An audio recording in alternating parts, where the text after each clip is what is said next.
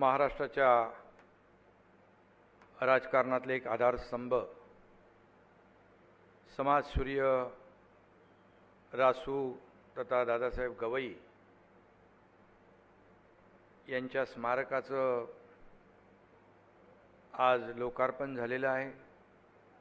या प्रसंगी उपस्थित सर्वोच्च न्यायालयाचे मुख्य न्यायाधीश आदरणीय भूषण गवई साहेब, राज्याचे लोकप्रिय मुख्यमंत्री देवेंद्र फडणवीस जी, आमचे उपमुख्यमंत्री अजितदादा पवार जी, महसूल मंत्री आणि पालकमंत्री चंद्रशेखर बावनकुळे जी, मातोश्री कमलताई गवई आपले आईसाहेब, राज्यमंत्री पंकज भोयर, राज्यमंत्री आशिष जयस्वाल, सर्व खासदार, आमदार आणि उपस्थित सर्व मान्यवर, राजेंद्रजी देखील आहेत, उच्च न्यायालयाचे न्यायाधीश देखील या ठिकाणी उपस्थित आहेत आणि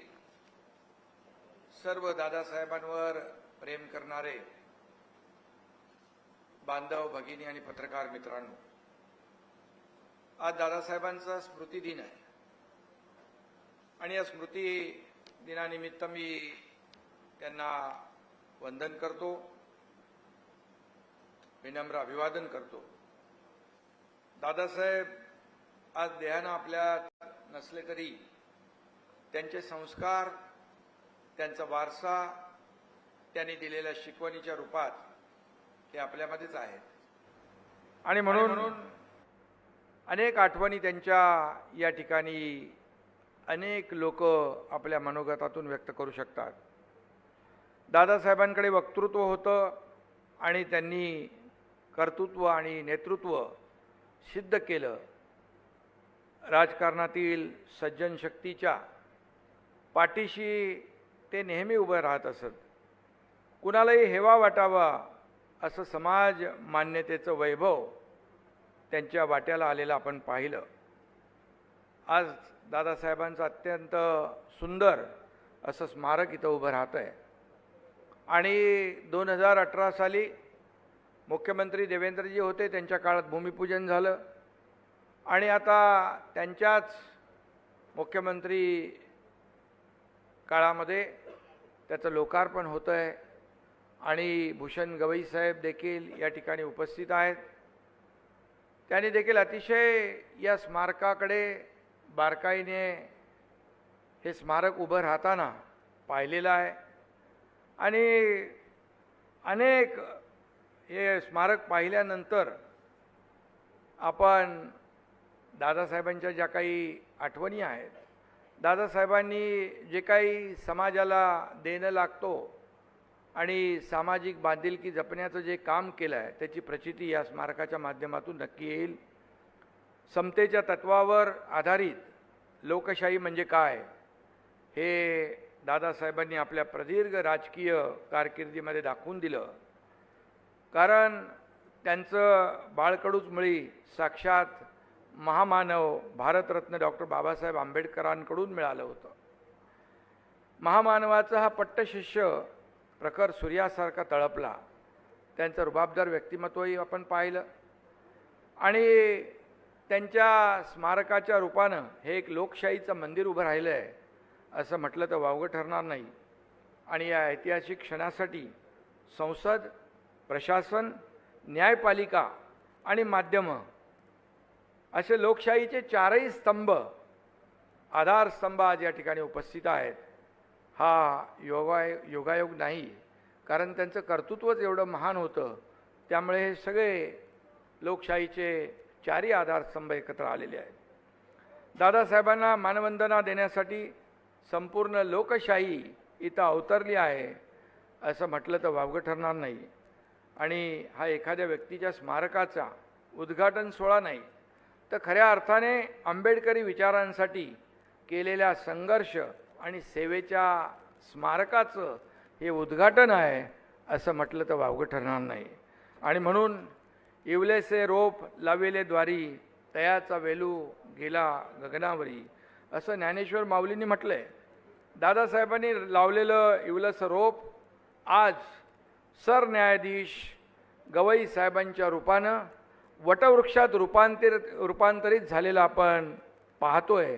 आणि ही प्रेरणा, ऊर्जा दादासाहेबांमुळे या ठिकाणी आली. आणि या ठिकाणी आपण गवई साहेबांकडे जर पाहिलं तर आम्ही ज्या ज्या कार्यक्रमामध्ये बघतो, गवई साहेब आता सर्वोच्च न्यायालयाचे न्यायाधीश आहेत. आणि यामध्ये कधी काळी कोणी कुठं काम केलेलं सोबत किंवा अतिशय म्हणजे मोठ्या माणसांना तर आपण सगळे ओळखतो, परंतु अगदी शिपायापर्यंत ओळखणारे आणि त्यांच्या नावाने हाक मारणारे गवई साहेब माझ्या आयुष्यामध्ये मी पहिलं व्यक्तिमत्व पाहिलं की एवढ्या मोठ्या पदावर जाऊन देखील अतिशय नम्रता, विनयशीलता, शालीनता. खरं म्हणजे ह्या दादासाहेबांचीच ही कृपा आणि प्रेरणा आहे. आणि म्हणून संविधानाचे शिल्पकार डॉक्टर बाबासाहेब आंबेडकरांच्या पट्टशिष्याच्या स्मारकाच्या उद्घाटनाला त्यांचे सुपुत्र गवई साहेब इथं स्वतः उपस्थित आहेत. आज या ठिकाणी मातोश्री देखील उपस्थित आहेत. मातोश्रींची ओळख फक्त दादासाहेबांची पत्नी इतकी मर्यादित नाही, कारण रिपब्लिकन चळवळ मोठी करण्यात त्यांनी गवई साहेबांच्या खांद्याला खांदा लावून काम केलं. आणि त्यामुळेच गवई साहेब समाजाला न्याय देऊ शकले. दादासाहेबांप्रमाणे त्याही अतिशय संवेदनशील आणि लोकांसाठी धावून जाणाऱ्या अशा मातोश्री आहेत. मी त्यांनाही वंदन करतो आणि मनापासून त्यांनाही धन्यवाद देतो.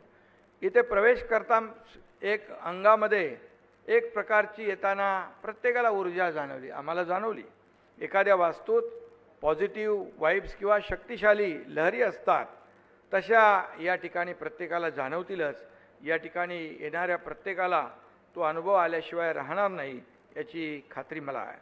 दादासाहेबांकडे केवळ विचारच नव्हता तर सौंदर्य दृष्टीही होती.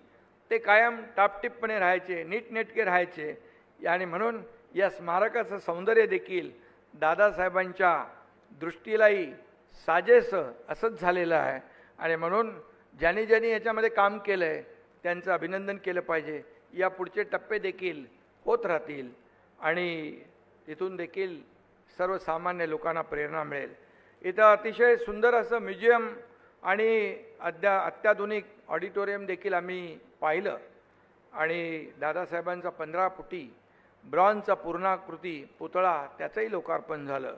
ऑडिओ व्हिज्युअल किऑस्क आणि व्हिडिओ वॉल आहेत या ठिकाणी. खरोखरच एखादं स्मारक कसं असावं याचं उत्तम उदाहरण या ठिकाणी आपल्याला पाहायला मिळेल. या ठिकाणी आपल्या सगळ्यांना त्याची अनुभूती आल्याशिवाय राहणार नाही. खरोखरच या स्मारकासाठी तळमळीने काम करणाऱ्या सर्वांचं मी मनापासून अभिनंदन करतो.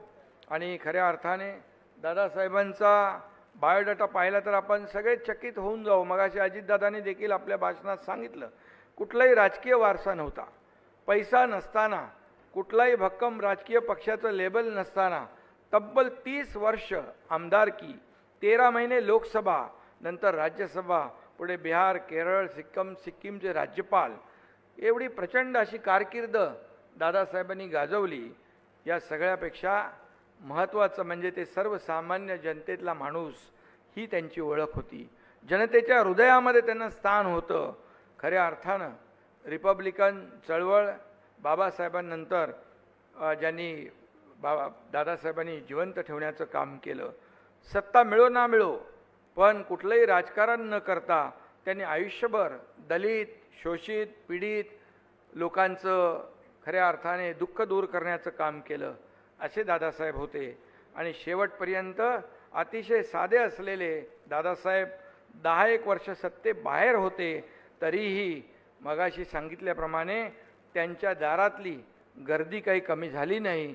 हेच त्यांचं मोठेपण होतं.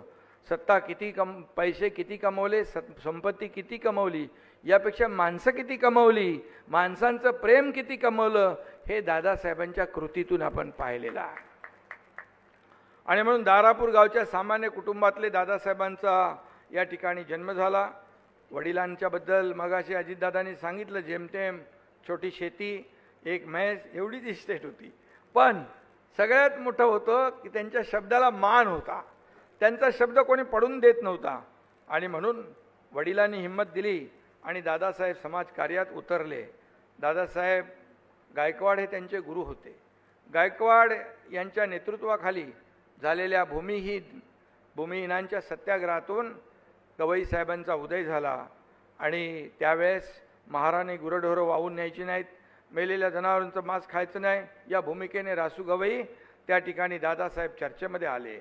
आणि नवबौद्धांच्या सोयीसुविधांसाठी त्यांनी केलेलं आंदोलन देशभर गाजलं. आणि म्हणूनच ते बाबासाहेबांच्या विचारांशी सदैव एकरूप आणि प्रामाणिक राहिले. आणि म्हणून ज्यांनी बाबासाहेबांच्या विचारांशी छेडछाड करून पाहिली, घटनेला हात लावू पाहिला, तेव्हा गवईसाहेब दादासाहेब त्यांच्यावर तुटून पडायचे. आणि म्हणून सभागृहामध्ये देखील या ठिकाणी विरोध करताना मगाशी अजितदादांनी सांगितलं, दातांनी आणि नखांनी विरोध करतो, हे खरं म्हणजे दादासाहेब होते. ते कधीही तडजोड करत नव्हते. आणि म्हणून अरुण शौरी यांच्या एका पुस्तकामध्ये वर्शिपिंग फॉल्स गॉड या पुस्तकात डॉक्टर बाबासाहेब आंबेडकर यांच्याविषयी आक्षेपार्ह विधान होतं. आणि म्हणून शौरी यांचं कुठेही नाव न घेता त्यांनी सगळं सभाग्र धन आणून सोडलं होतं. देशभरात त्यांचं कौतुक झालं. सखोल अभ्यास करून निर्भीडपणे विचार मांडणारे खासदार अशी त्यांची छाप त्यांनी पाडली. हे दादासाहेब होते. आणि म्हणून 1998 साली महाराष्ट्रातून 5 दलित खासदार ओपन सीट्समधून लोकसभेवर निवडून गेले, त्यात दादासाहेब होते. हे त्यांचं मोठेपण होतं. आणि म्हणून 1964 पहिल्यांदा दादासाहेब विधान परिषदेवर निवडून आले. 4 वर्षांनंतर विधान परिषदेचे उपसभापती बनले.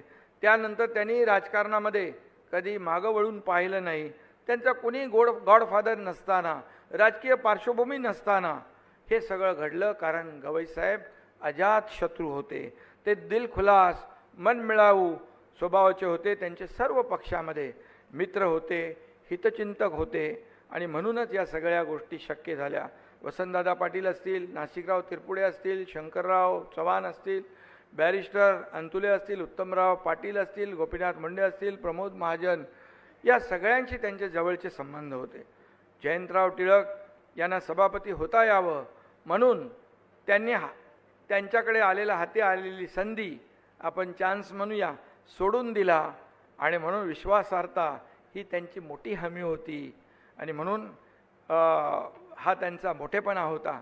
आता राजकारणामध्ये आपण पाहतो, अजितदादांनी देखील त्याचा उल्लेख केलेला आहे.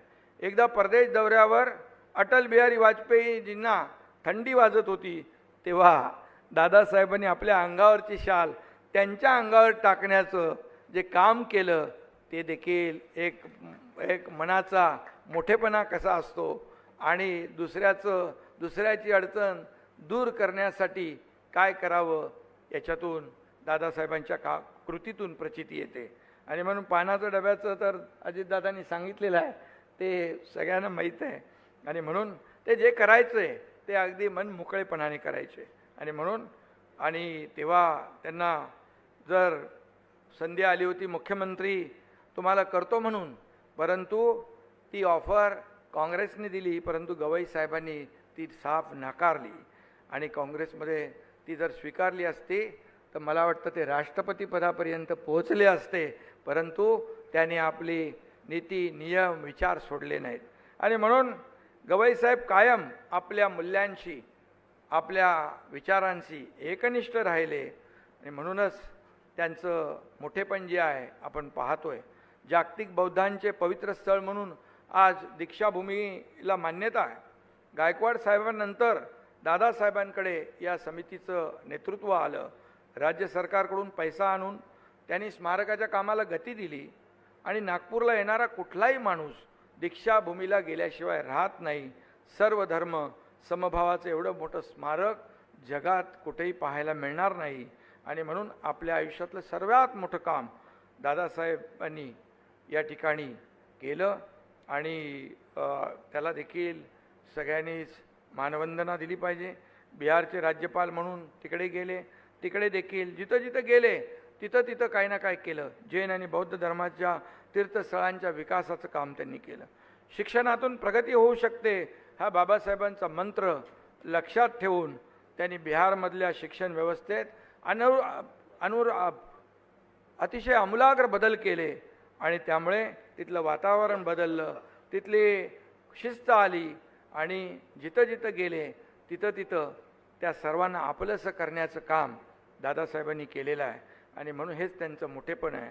आज महायुतीचं आमचं सरकार दुसऱ्यांदा सत्तेवर आलं आहे. बागाशी अजितदादा म्हणाले की ते थोडासा काळ होता, त्याचा उल्लेख काही मी करत नाही. त्यावेळेस मी नव्हतो तुमच्यासोबत, आपण तिघं एकत्र आहे.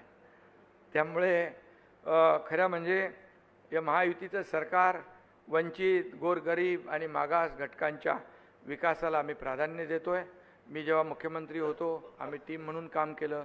देवेंद्रजी आता आहेत, आम्ही टीम म्हणून काम करतो आहे आणि ज्यांनी समाजासाठी केलं आहे, योगदान दिलं आहे, सर्वसामान्य माणसाच्या आयुष्यात बदल घडवण्याचं काम केलं आहे, अशा सर्वांचं या ठिकाणी विस्मरण होणार नाही असे या प्रसंगी सांगू इच्छितो. खऱ्या अर्थाने सामाजिक न्यायाच्या अनेक योजना आम्ही 3 वर्षामध्ये सुरू केल्या, त्या पुढे सुरू आहेत.